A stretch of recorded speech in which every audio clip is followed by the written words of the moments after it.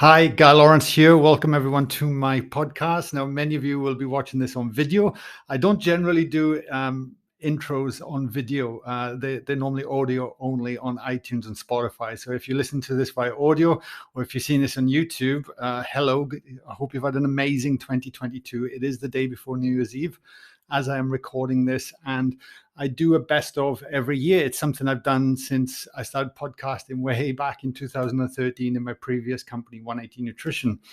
I did that for 5 years, I believe, and then I stepped down. I sold my company in 2017-18, and then I started this podcast, Let It In, and I've been doing a best of every year. I enjoy doing them. I get to reflect upon the year that was. I look upon, and I think in the fast-paced, busy life, we don't actually stop to reflect sometimes. So this is a way of doing it for myself. Look back on all the amazing conversations and people that I've met, and I go through them and pull out little bits and stitch it all together. And I've chosen 5 today. Now, the one thing I will say is that when I say the best of, I mean I love every single podcast that I do. I always get something out of them, and I always learn something, and I always try and bring that humility into every show with a beginner's mind, because I love hearing different people's perspectives and different people's experiences, and of course, coupled on top of my own experiences, I then like to probe and see where they go. So these conversations stood out for me. I actually wanted to do many more in here, but I want to keep my show only an hour long. So I've chosen 5, but there were many, many more. I had to fight over thinking to myself, who am I going to put in these episodes? The other thing with the best of as well, they're a great way for you, the listener, if you haven't listened to a show, obviously, to go back and check them out. So I'd even recommend, if you're new to my podcast or haven't listened to many, go back in each year of the best of. There's playlists in the YouTube section called the best of.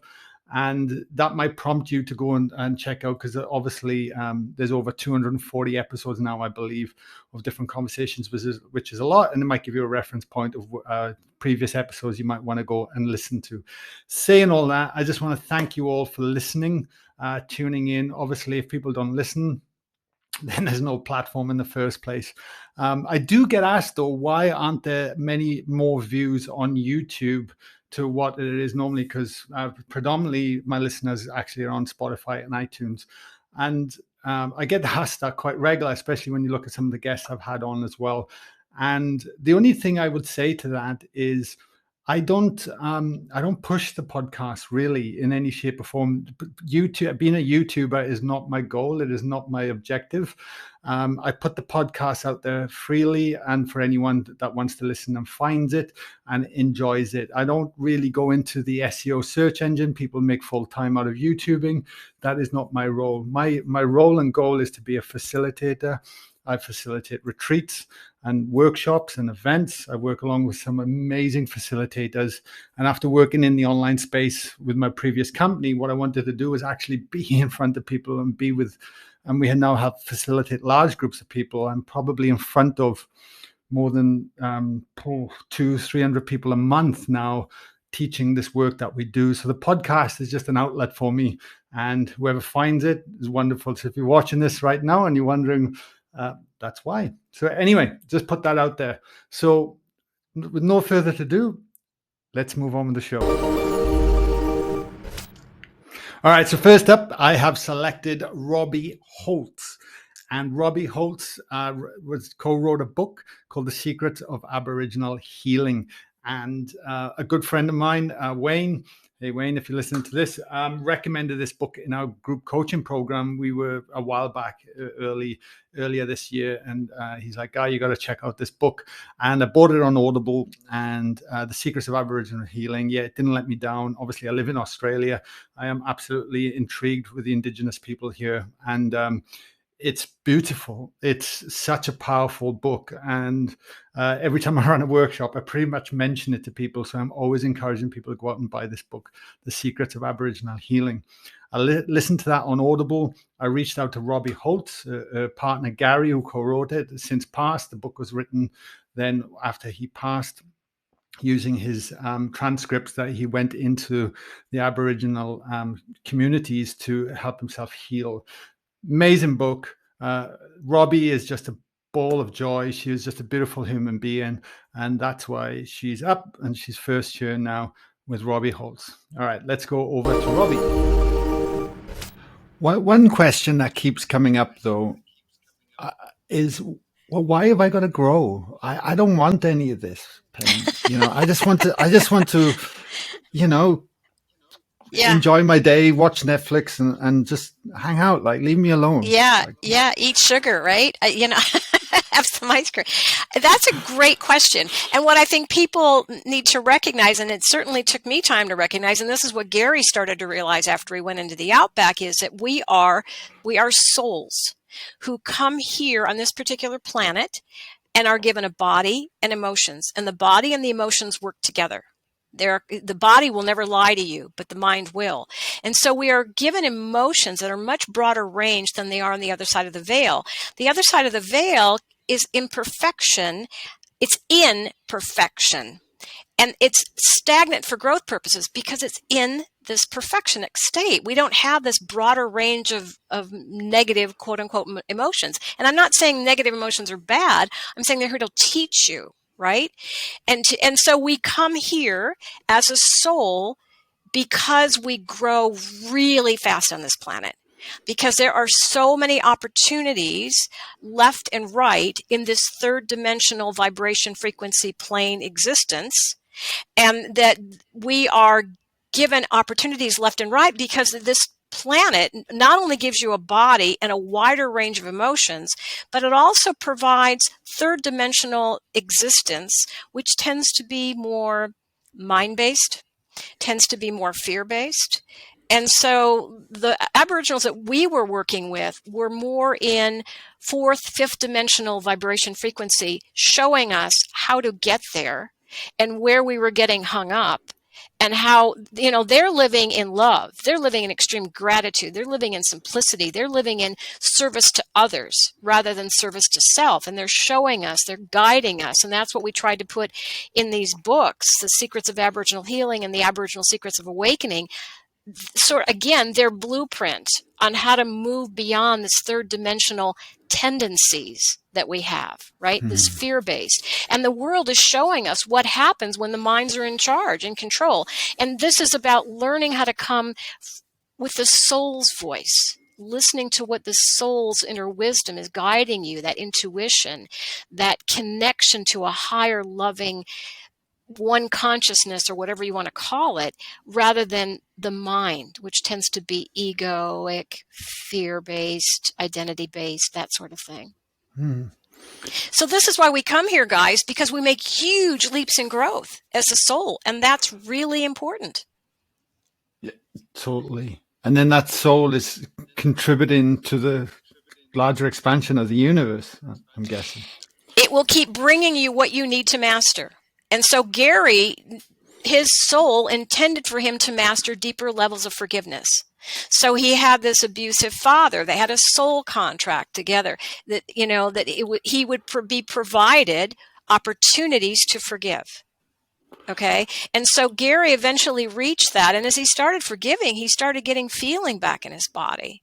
And he started to realize this was an opportunity to help me make huge leaps in growth that I couldn't possibly make on the other side of the veil because things are in perfection. But here, there's such diversity. It's like the contrast in a painting. You need the contrast in a painting to see things more clearly. You need the dark and the light. And so we have that here in this third dimensional school, if you will, and we have that dark and light within us as well. So this is why they teach you, embrace the dark in you as much as you do the light, because it's all here to teach you something. Just as I needed to learn acceptance of people smoking, that's their journey, that's their classroom, and I chose not to join that classroom because I certainly signed up for plenty of classes on my own. So, yeah. No, makes sense. Total sense. How long was Gary there for?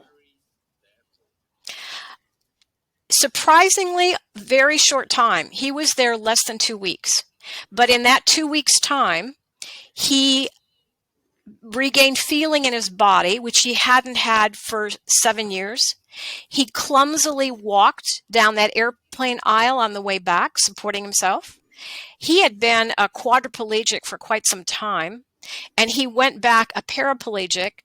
And he literally was unloaded from the plane as a quadriplegic in a wheelchair, like as cargo. And he came back, and he'll tell you that what shifted more for him than anything was that he was this very scientific, physicist. It doesn't exist, if it can't be proven. Very black and white. There was no gray. And what he learned is that there's a lot of gray, as you know, that can't be explained, but it still exists. And he did go back to the Outback again years later and said, I'm still having problems walking 100%. And the Aboriginal people said, I'm not sure if he went back or if he contacted them, and they said, the rest is up to you. But that comes back to what the Aboriginal people taught us, is that for something to heal 100%, you have to have an alignment of the body, the emotions, and the soul. And what he didn't recognize at the moment was that his soul was not aligned with him healing 100%, because it was part of, again, those challenges, that diversity, present greater opportunities for growth. So it allowed him to grow faster. To what it ended up doing, because he was this globe-trotting physicist, was it allowed him to slow down, right?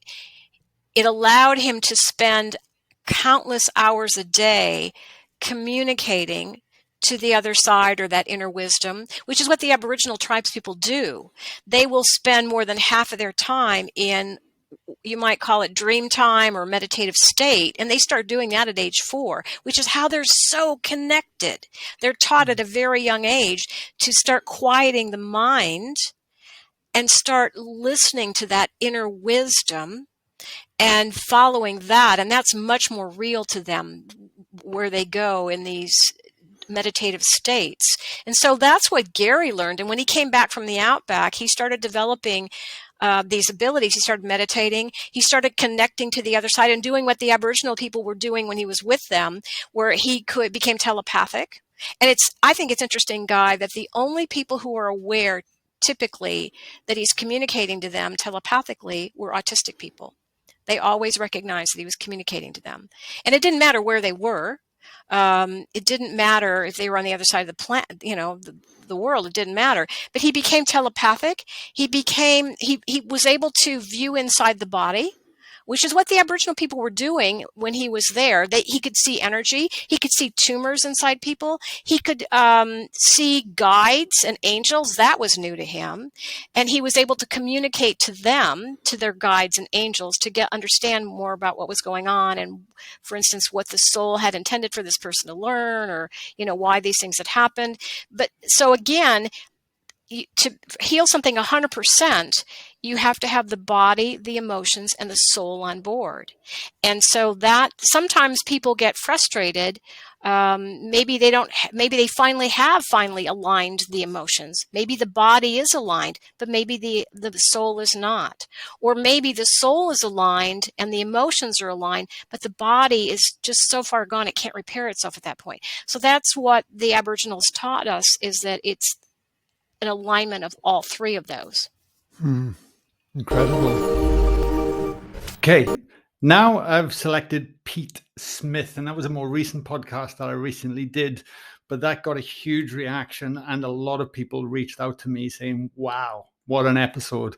And obviously when that happens as well, it definitely brings warmth to my heart. The interesting thing about podcasting, and people forget, like, you guys are listening to this, you might be in your car, hopefully if you watch it on YouTube, not driving in your car, but you know what I mean, you could be walking the dog, cleaning the house, and the podcast comes up, you listen to it, you go, oh, that was great, and then you move on and forget about me. I'm not so grand sitting here thinking, oh my God, my podcast means everything to you, and I know it's just a small piece in the reality of life, and that's how it is. right? So with the busyness and everything, I don't really hear from people that much. It's actually quite lonely doing podcasts. Obviously, I meet the guest and the person, and then I send them out. But all I have is algorithms. So if you guys don't reach out, if you guys don't subscribe, if you guys don't leave a comment or a review, hint, I never know. I never know. So it's always nice to hear from people. So this one actually created a lot of reaction and got a lot of people reaching out to me, which was really special. Pete's a beautiful guy. He studied under Paul Orond at the Michael Newton Institute, who I've had Paul on twice. Another incredible human being. He's studied alongside Petra Brozovic, who of course I work with as well. And fascinating guy, great human being. Wonderful conversation on quantum consciousness. Don't be put off by the words. Let's go over to Pete. Enjoy. Oh, there was because he was on a fascinating journey, wasn't it? Because he kind of discovered that there was a life between lives. Like, I find that whole concept fascinating. Feel free to talk about it a little bit, even though we've covered it before. There's so many podcast episodes on here. People get lost anyway, But I'd love you to speak to that a little bit about how he discovered it, and then what your key fascinations of why were you attracted to then that work as well in particular. Well, Michael was a traditional psychologist working around in California, around the Hollywood area, where he had his clinic for many years. And he was always driven by something that was behind the veil. There was something just out of reach that he couldn't quite get. And he told me about a time when he was about 15 years old, and he went to a military high school, and he was in the chapel. And they're doing all of the religious type doctrine and all of that. And he was there, and he said, this can't be it. There's got to be more to this than just this religious practice. And, he was 15 at the time. As he moved through, and he was fueled by psychology, wanting to know more about the human mind, he was so inquisitive. He started his clinic, and then one day a guy came in with a psychosomatic pain. I think most people know that a psychosomatic pain is one that presents physically in the body, but they can't find any particular physical reason for it when they do all of the different checks or tests or whatever they do. So there's a technique that we use as hypnotherapists, and he was a hypnotherapist as well. We go into that pain and we ask it to take back to its source. It's called an affect bridge. So he did this, and all of a sudden this guy's writhing around on the bottom of a trench in World War I in the Battle of the Somme. So Michael thought this was all crap at this stage, of course, because he'd never seen anything like it. So he's asking this guy's writhing in pain, and he's saying, well, what battalion are you from? And who's your commanding officer? And tell me about the movements of troops in your region. So he's asking all of these questions. Anyway, so then he desensitized the pain and brought the guy back, and the pain was gone. But that was Michael's approach as a researcher.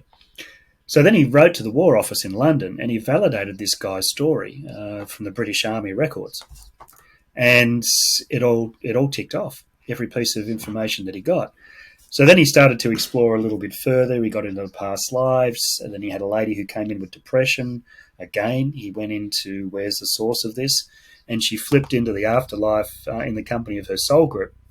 And all of her friends were there, and her loneliness disappeared because she realised she'd incarnated without them for this time so that she could understand more about, being alone. So that's when he discovered the in-between.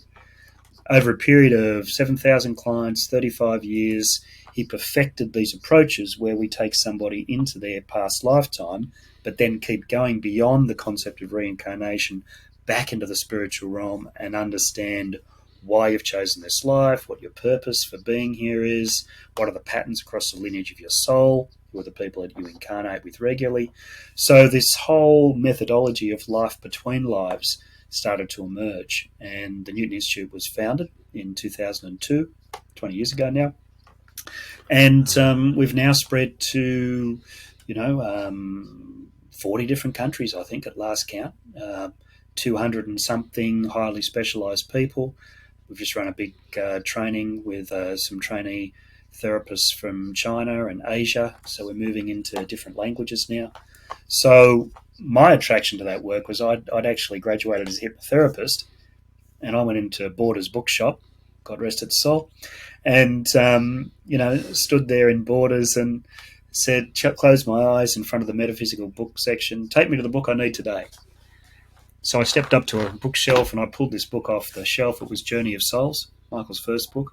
I read the back of it and something shifted inside of me. It's like something opened up. It's like one of those moments in life where something just arrives in your presence and you don't quite understand it.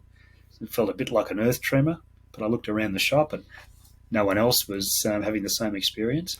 So I thought this book must be special because I was looking for a book for a gift for somebody else, but realised that the book was really for me. So from there, read the book, read the next one, ended up in America, ended up working with Michael, and the rest of it is history. Wow. Incredible. And what have you seen? Because and there's always a part of me, even after the experiences I've had, is like, wow, is that really wow, And I know no doubt people listening can certainly be skeptical that there's this other aspect to it. I mean, how real are the people's experiences that you've worked with that go and have this experience in between lives?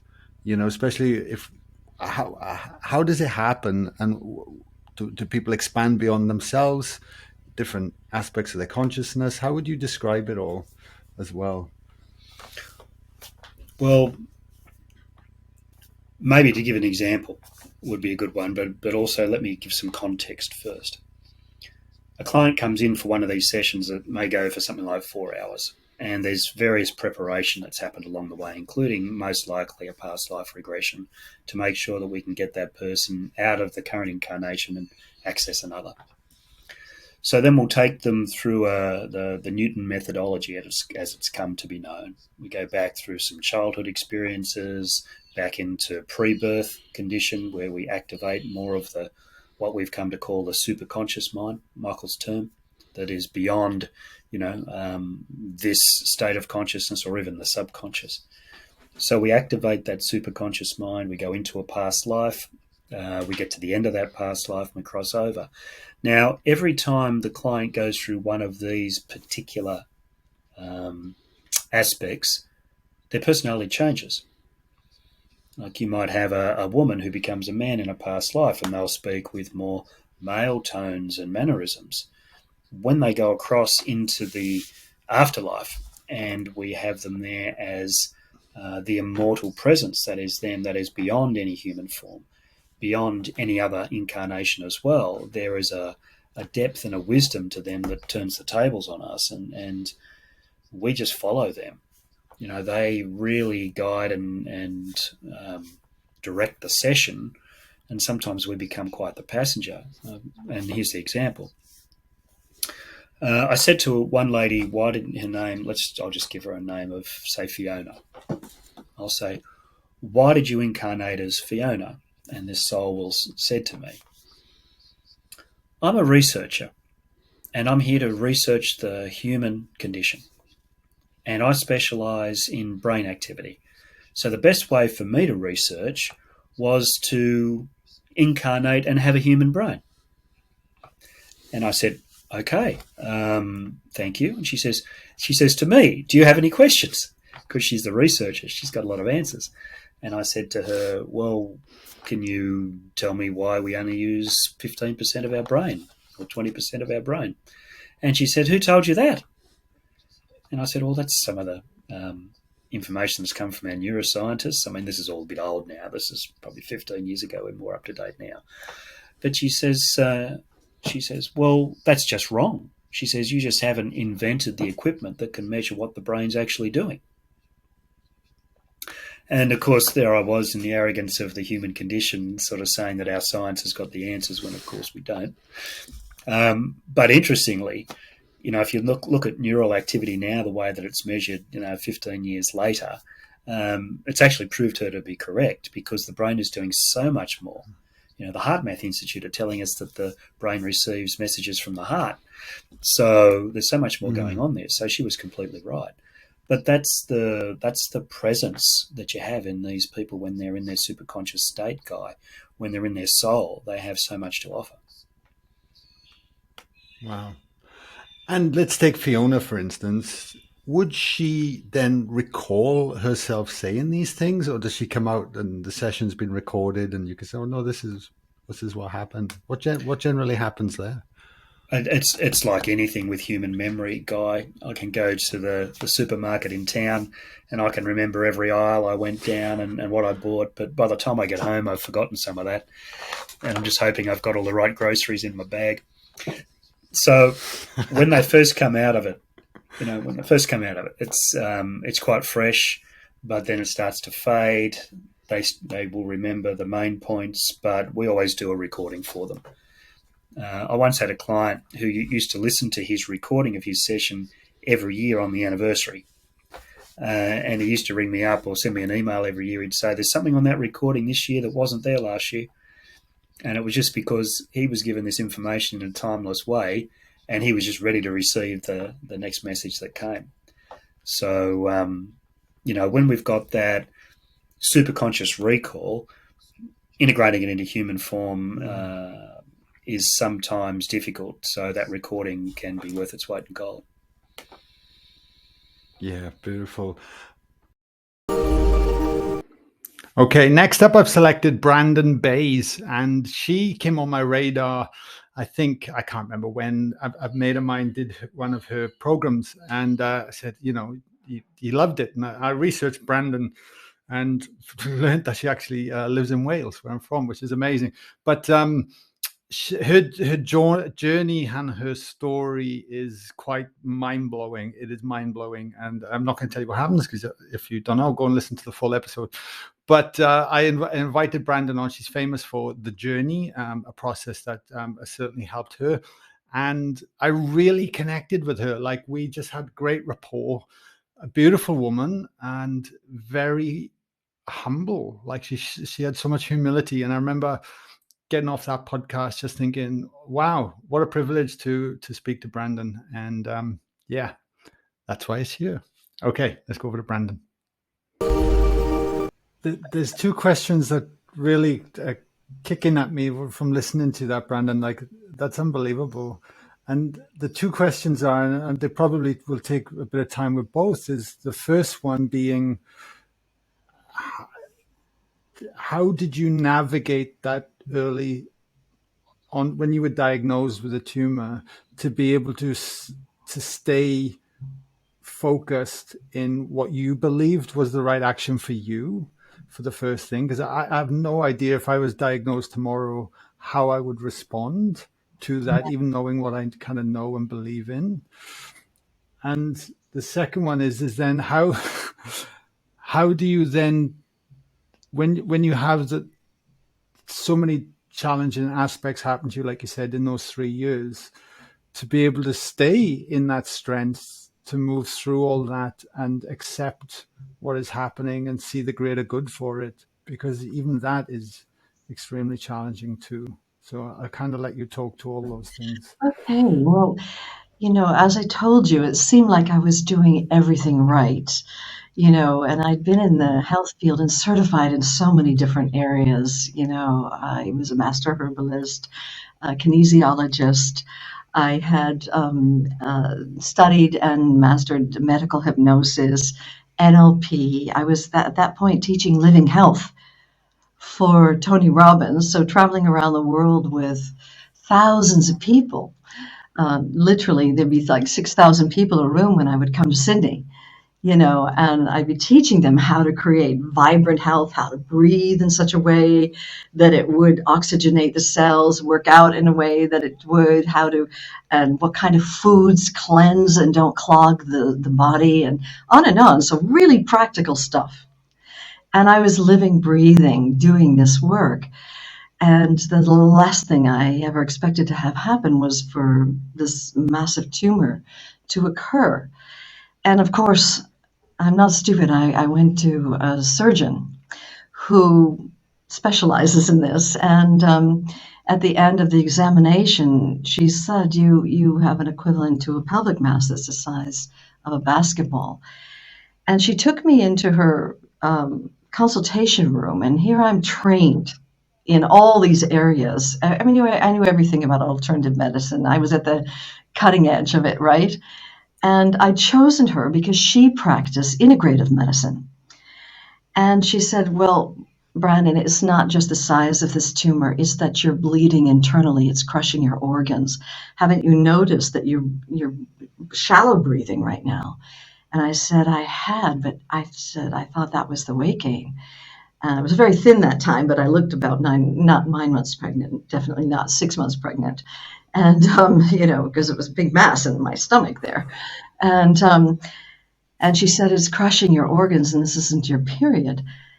And I need to get you into the hospital today. We need to do biopsies. We need to find out, is it malignant or benign? But it's not going to matter. You're going to have this surgically removed. And I said, well, I'm actually trained in all of these other fields, and I'd like to be given a chance to, first of all, give it my best shot. And she said, Brandon, you chose me because I practice integrative medicine, and attached to this clinic, we prescribe herbs, we put people on cleanses, we have hypnosis, we have guided visualization. She said, we even have yoga here. She said, if I thought you could go that route, that's the first route I would recommend for you. She said, but look at all these case studies behind me. There's not a single woman who's been diagnosed with a mass as large as yours who successfully healed herself, and you need to get real. You need to get this bleeding stopped. And then you're going to have to take whoever you can get in the hospital because I couldn't see you for another 6 months. And I talked to her a lot longer and said, listen, I'm trained in all these areas. If I can get the bleeding to stop over the next 3 days, how much time can you give me? And she said, well, if you can honestly get the bleeding to stop through one of your techniques, then I'll give you a month's time. But if you're not significantly healed in a month's time, then you need to come back here and let us do what we know how to do, which is surgically removed it. And so I bought myself this tiny respite of time.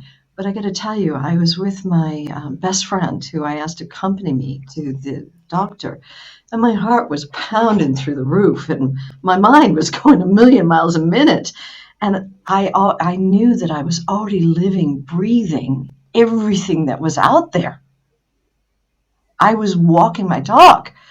And I knew that I was being invited by life to go someplace different, someplace new that I'd never been invited before. And truthfully, I was panicked out of my mind.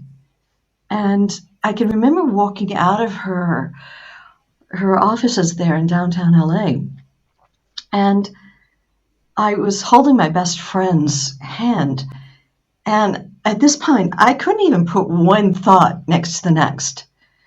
And as I was there with my mind going a million miles a minute, I looked up and in front of me was a mimosa tree, a tree I hadn't even noticed going in. And as I looked up at this mimosa tree, I was absolutely stopped, arrested by the beauty of this tree. And it was like time just stopped. And my thinking mind that was going a million miles a minute just wound down and fell into the background. And as I looked at this tree out of nowhere, overwhelming gratitude came flooding through. Gratitude for seeing the color yellow and smelling a fragrance I hadn't noticed going in. Gratitude just for being allowed to breathe. And I had what is commonly called in spiritual circles a Sartori moment where time stopped. And out of nowhere came a gut knowing I would be guided to heal. And even though I didn't have a clue how that would happen, I was so grateful for all the work going on in the field of cellular healing and for all the science going on. And I knew that even though there not yet been a method discovered how to actually participate in that, I knew somehow I would be guided and that part of my healing journey was to discover what was inside that tumor and to somehow heal. And so that was the beginning of me putting my whole life on hold. And for the next 6 weeks, I did everything I knew how to do. Ate and went on total cleanse, fresh and raw fruits and vegetables, fresh squeezed juices, had massages every other day, had colonics every other day. I took herbs for cleansing, did NLP, you name it, I was doing kinesiology, cranial sacral. I was doing the whole kit and caboodle, everything that was out there. And I was looking after like 3 weeks, radiant from all these fabulous things I was doing, but my stomach was still hard as a rock and my skin taut like a drum. And I called up an oncologist friend of mine who lived up in Berkeley. And I said to him, listen, I've been diagnosed with this tumor and I want to go after, and you and I have both studied with Dr. Deepak Chopra, and we know all about, cellular healing. Have you met anybody who can give us a method and to really get to the emotional root cause of what is co-creating the illness? And he said, I haven't come across anyone, but I go to a massage therapist here, and sometimes old buried emotional stuff comes up. Why don't you go to her? And so this is when the real radical meltdown happened for me, because I went up to Berkeley and I was lying on the massage table getting a massage, and really, Guy, it was like my whole professional life came crumbling down around me. I had to look at the fact that I was doing everything that I expertly knew how to do, and nothing worked. And I had to look at the fact that I was an absolute, utter, out-and-out failure. And as I was lying there, something did not want to reframe that anymore. Something didn't want to explain it away, analyze it, change it into something more positive. Something just surrendered inside of me. And I had to see my whole professional life just crumbling around me and open into this feeling of being an out-and-out failure. And when I did that, I started free falling into a feeling of being absolutely lost, not even knowing what questions to ask anymore, what answers to seek anymore. And something just let go and surrendered in that. And I fell into a deep, dark despair, a feelingness that maybe there are no answers, and there was no way out. And as I let go in this despair, I began to dissolve into a field of black nothingness that was omnipresent. And as I surrendered wholly to that, there were these pinpricks of light that started to flood into the nothingness and bathe and saturated it. And I found myself in a field of light, in a field of oneness, connectedness with all of existence, of everything, of not knowing, in innocence. And it was from this place, this field of light, of allness, that I was guided to go on my journey and uncover what was stored in that tumor. And so the journey was born from this recognition that this that is yourself, this love, this freedom, this everythingness is in all of us, and that the emotions are actually the gateway to the soul. And so part of the journey process is in a very direct and very real way. You open into this that is your essence. And it's your soul that guides you on the journey. And it's your soul that reveals what's stored there. And it's your soul that does the healing. It's that infinite intelligence, that part of you that makes your heart beat and your eyes shine and your hair grow, that does all the doing. And so that's how I moved from being, from the medical to the spiritual in my healing journey. And I ended up doing 3 processes very similar to this. And it was the same emotional theme over the next 3.5 weeks. And by the time I got into Cedars-Sinai Hospital to have my scans done, so it was 6.5 weeks, the total journey, my stomach had gone down and down and down. And when they did the 43 scans of my uterus, I was pronounced textbook perfect clean, completely tumor-free. And so the journey is about radical awakening. And it's about getting real. All the things that we couldn't face, that we didn't face, that we tucked under the carpet, to clear them in the context of this healing grace that is your essence. Okay, next up, Neale Donald Walsch. Now, what's interesting about Neale Donald Walsch, he was written, obviously, one of the biggest selling books of all time, Conversations with God. And that book had a huge impact on me. Again, I would recommend reading it. I read that book like, early 2000s. And I just remember thinking, wow, this is a powerful book. And it really started to, I guess, open the doors to spirituality and, more importantly, bringing that spirituality into our everyday life.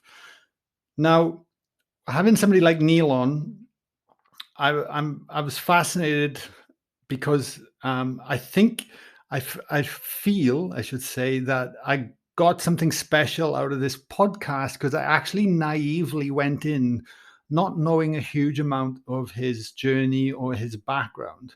Now, I kept it that way purposely because I didn't want to be that guy that asked the same questions on that podcast. Now, I learned that Neale podcasts nearly every day. I think he's like 77, 78 years old, and he just puts himself out there. He's jumping on podcasts, and it was great to have him on. And I've interviewed big names before, so I wasn't really intimidated by anything. And then sometimes I find the lesser people, if they're not well known, or even people that have been to our retreats we've had on, can be some of the most powerful podcasts I've had. So all that aside, what came out was just wonderful because I genuinely didn't know a lot of his story. And I think that allowed me to connect with Neale in a way that maybe somebody else interviewing him didn't. I don't know, but it's something special came out of that. And I remember getting off that thinking, wow, that was Neale. And he's actually got a really wicked sense of humor. And what came out of it was wonderful. So if you haven't listened to it or read his book, I definitely recommend checking out both. Let's go over to Neale. Did you, when you got to that point, because I really feel that there's always a tipping point, and more people seem to be coming to this to ask the bigger question, who am I? And on your journey, Neale, did you have to go through a lot of pain first to really start to ask that question? Would it have come? I had to. Yes, I had to. But I don't think it's necessary. So it's a really 2-part answer. Neale, had to, because I'm really very stubborn. And I was closed-minded about a lot of things, and small-minded about a lot of other things. I just did not have a large enough or broad enough overview. So I did have to struggle. I mean, I wound up living on the sidewalk. Oh, wow. I wound up, you may not know my history, but I wound up being forced by life to live on the street for a year. Not for a couple of bad weeks or a tough month, Wow. but for a year. So I was what we call in America a street person, going from person to person on the sidewalk, my hand out, saying, gosh, anything could help. And since you have $6 billion, please reach into your, don't be like Guy who keeps it all to himself. Please give me some of your $6 billion, or even if all you have is $6, could I maybe have a little portion of that? Because I right now don't have any. So I lived that way for a year, sleeping on the ground outside. And I wound up getting a tent finally from my ex-wife, who said, okay, go just grab the tent out of the garage. So I did have a tent that kept me out of the rain, but it didn't keep me out of the cold. It's pretty cold even in a tent. So I lived that way for a year of my life. And because I was just, apparently I needed to be brought to my knees before I called out to the God of my understanding and said, okay. Obviously, there's something here I don't fully understand about life, about myself, about God, the understanding of which would change everything. What is it I don't understand? That's what started my conversation with God. Incredible. I didn't know that, Neale. Thank you for sharing. During that year, what I don't know what's the right how to frame the question, but what I guess kept you in that situation for a year? Was it anger? Was it frustration? Was it actually searching for something greater than yourself? Well, I had nowhere to go. Let me explain to you briefly how I got there. First of all, my marriage fell apart. Well, that happens to a lot of people. So that wasn't, it's sad, but it's not the tragedy of a lifetime. But then within 5 days, I actually lost my job. I was downsized. I didn't lose my job because I wasn't performing well. In fact, I loved my work, but they were having financial problems in the company, and they told me straight out, "Hey, you know what? Last person in, first person out. You have no seniority." So I lost my job within 5 days after losing my marriage. Now, if that weren't enough, life gave me the triple whammy. An older gentleman turned his car in front of me as I was driving slowly down the road, and he crashed right into me. And I broke my neck in the accident. I actually heard my neck snap. And when they took me to the hospital, they told me, and I'll never forget the wording on the report. I suffered a 3/4 inch avulsion fracture of the 7th cervical vertebrae posteriorly. In other words, I didn't have a hairline fracture. I had a 3/4 inch fracture of my neck. That's big enough to put a pencil through. When I was taken care of, the doctor looked at me and he said, 98% of the people who suffer this kind of injury, a broken neck of that severity, die. Usually on the spot because of all sorts of spinal cord and nerve implications, nervous system implications. He said, you survived death. That's amazing. But not only that, you survived paralysis. You're not even paralyzed. So the doctor looked me square in the face and said, so, my friend, what are you going to do with the rest of your life? But you know what? I couldn't find a job anywhere. Nobody would hire me, Guy, because I was wearing this therapeutic. They fitted me, of course, with a collar, what they call a Philadelphia collar. And it's a therapeutic device that holds your head up, because the doctor explained to me carefully that he said, imagine a basketball on the head of a pin. You have no support for your head. See, I want you to wear this collar for the next year or year and a half. Do not take it off to shower, to sleep. I don't care what you're doing. Do not take this collar off until I tell you to. I had to wear it for over a year. Now, guess what? Nobody will hire you. I was out of work, but I went into one place after the other. I told them I'll do anything. I'll do any kind of work. I'll stock the shelves. It doesn't matter. Just give me something that I can do. So it wasn't my lack of willingness to work when you asked me how could I have been there for a year, but nobody would hire me.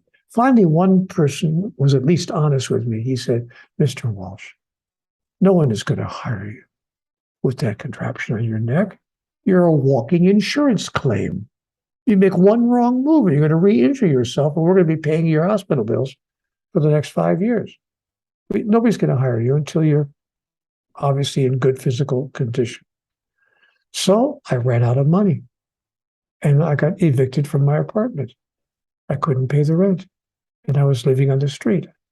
I thought, okay, I can do this for 2 or 3 bad weeks and I'll get a job someplace. But I couldn't get a job anywhere. A year went by that way. That's the answer to, did I stay out there because I was angry? Did I stay out there because I was upset? No. I stayed out there because I had no choice. Finally, after being out there for 2 weeks shy of a year, 50 weeks on the street, I found a little weekend fill-in job. Just enough, earning just enough to get a little one-room apartment that some rich family had over the top of their garage on the back acreage. And I managed to sneak into that apartment and maybe spend a few dollars on the smallest amount of food I could eat. And I survived, but I was furious. How could these things have happened to me? The triple whammy, marriage, work, and health, all in the same 10-day period. So I was furious. I began writing a very angry letter to God. What do you want from me? What does it take to make life work? What have I done to deserve a life of such continuing struggle? Somebody tell me the rule. I'll play. I will play the game. Just give me the damn rule book. That's what created my conversation with God. Wow. I'm speechless, man. I had no idea. Unbelievable. Well, Hollywood made a movie of it, but clearly you haven't seen it. The movie was called Conversations with God, and they depicted all of this. Wow, I'll be sure to watch that. That's incredible, Neale. So all right, and last but not least, Dr. Sue Morter. Now, Sue Morter is the second time I've had her back on my show. And again, she was somebody I stumbled across. People flicked me things, oh, check this work out, check this person out, and so forth. And I remember quite a few years back when the book came out, The Energy Codes, somebody sent that to me, and I loved it. And I reached out and she came on the show. And I think that was before COVID, and then during the lockdowns and everything and all that was coming out the other end, I asked if Sue would come back on the show. You know, she's a very busy woman. She's an incredible entrepreneur. And does incredible work, you know. And every time I chat to Sue, there's just this spark, this energy, this passion that just oozes when she comes through, and she articulates the work really well. And I'm always inspired by people that are able to bring, I guess, these complex matters, these non-tangible things that happen. Like if you do this work and you lean into this work and have a regular practice on a daily basis, and we're wanting to get beyond our story, wanting to get beyond our difficulties and find the pure present moment and connect to source energy, something far greater than us, but we are part of it. Like, but it's so intangible. It can feel so esoteric, and it can feel so like, what are you on about? You know, and Sue just does a wonderful job in landing that, and she brings on these amazing diagrams and artwork that she's had graphic designers draw for her, and she really articulates it really well. And I'm always inspired when I speak to Sue Morter as well. So I had to bring Sue on the show. Let's go over to Sue. Enjoy. I'm just curious, in your own life, Sue, how do you navigate the world? Like, how do you come to decisions, and whether they're big life decisions or smaller decisions, you know, because there's obviously an intuitive process. I mean, look what you've created, what you do, the impact you have on the world. I mean, it's incredible. And I'm just interested to know what's behind that a little bit? I'm so glad you asked, because people would never believe it. It has been the easiest thing I've ever done. And it's become a global conversation. And not that I didn't work at it, but I only worked at it until I realized what we're sharing here today. So I'll say this. The way that I make decisions is in an instant. I make decisions really quickly and really easily because I'm not making decisions. I'm just asking. I'm just paying attention to what's rising in this system. Because if we go back to this, the universe, meaning universal energy, but universal intelligence, okay? The universal mind is what's pouring through this system. It's the universal information, and it rises right up through us. And if we have directed our attention onto our core, we're in touch. We're in touch with it. We're in touch with this universal information that is rising. It rises like a hunch. It rises like a gut feeling, like an intuition, like an inner knowing. And I'm constantly paying attention to the inner knowing. I'm much more interested in the inner knowing than the statistics or in the processes and the procedures that others do that work, that makes it happen, because I also witness how much pain most of those people are in, that are living from their head and driving their lives and creating businesses and creating circumstances. And so long ago, I became curious. I wonder how far love can go. I wonder how far inner wisdom can go. I just am curious. And my life kind of became an experiment about that. And so I began to just only make decisions that were in alignment with what I really felt to do. Even if somebody was saying, no, you have to do this. This is what everybody's doing. You got to do it this way. This is it. This is it. I would be like, I tried it a few times and it was so painful. It always crashed for me. It never worked for me. And so I'm like, I had two choices. Either I could say, what's wrong with me? Why don't these things work for me if they work for everybody else? Which is what most people do. But I didn't. For some grace-filled reason, I decided to interpret that as, I'm not supposed to do that. There's something else I'm supposed to be doing.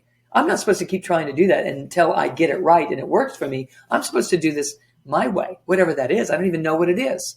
But I did know how it would feel if it was true for me, because I could tell that some of those other choices weren't true for me. I wasn't aligned with them. I was just approaching it from an intellectual standpoint. Do this is what everybody's doing. And I would try it and it would just it would fall flat as a pancake. It would just never work for me.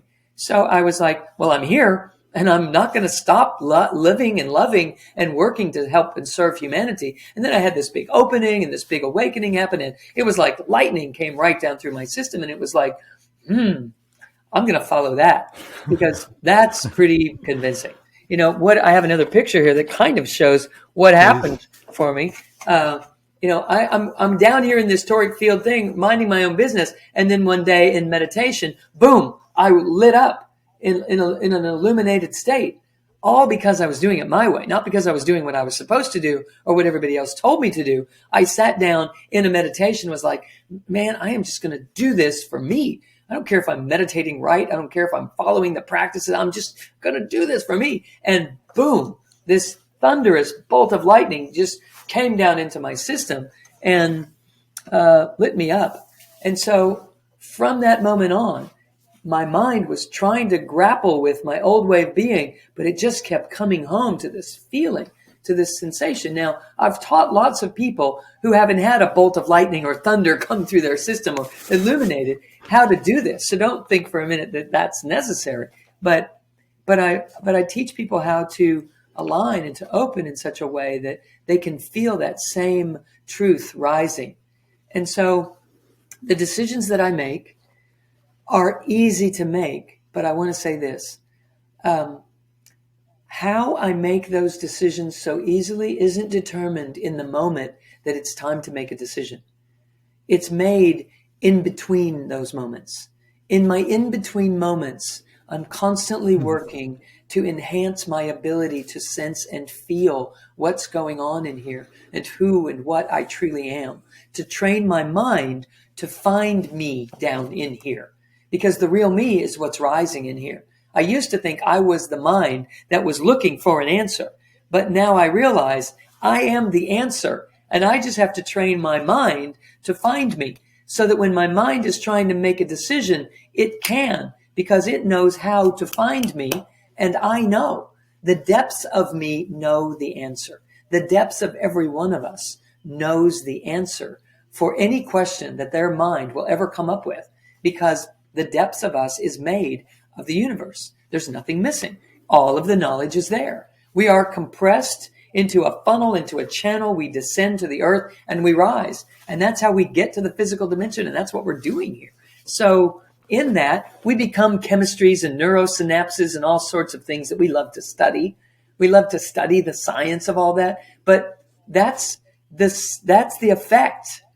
Just like we're talking about chasing symptoms, we're so obsessed with how the brain works and how the neurosynapses and the molecular configuration of an emotional field and how it rises to the brain, and we become aware of it and how that all works and being wired together and fired together, and all of that happens until it's a sustainable way of breaking habits. And we're obsessed with learning about that stuff. And I love to do it too, but that's all an effect of what we really are. We are truly invisible energy that has compressed itself here into the physical dimension, and we are on the move.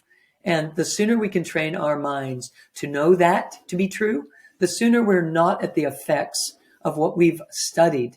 You know, when we study anatomy and physiology, we're really looking at history.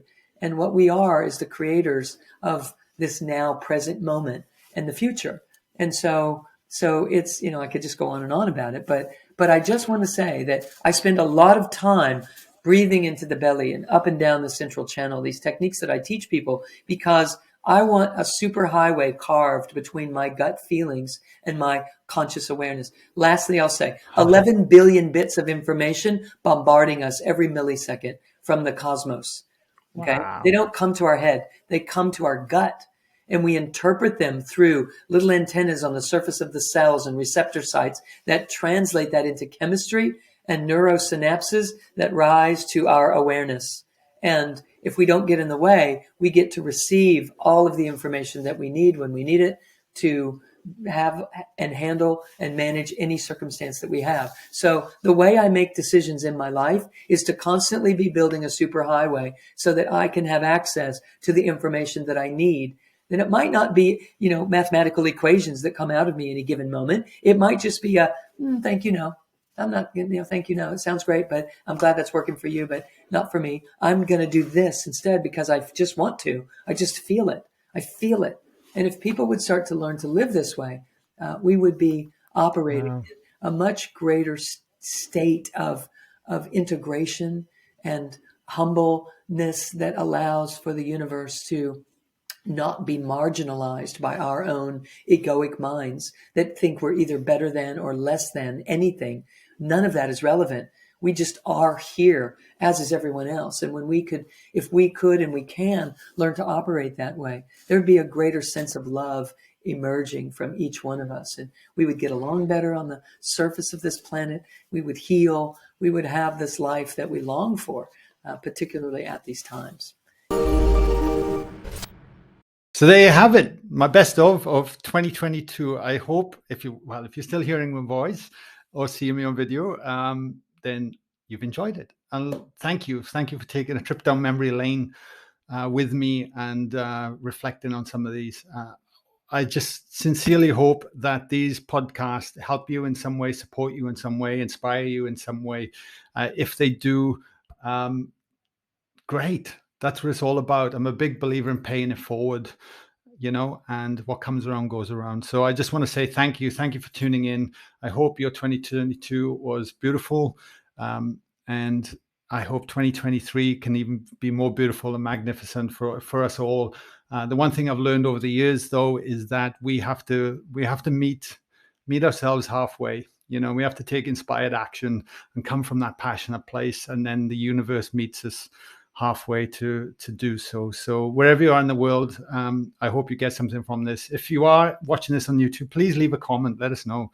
I'd really appreciate it. You know, if you are listening on iTunes or Spotify, please leave a review. Again, I'd be very grateful. Or even just share these with loved ones or friends. Help me continue to get this message out there for people, because I know podcasts are a great medium. Anyway, that's it. I will see you soon. Much love from me. And yeah, stay safe.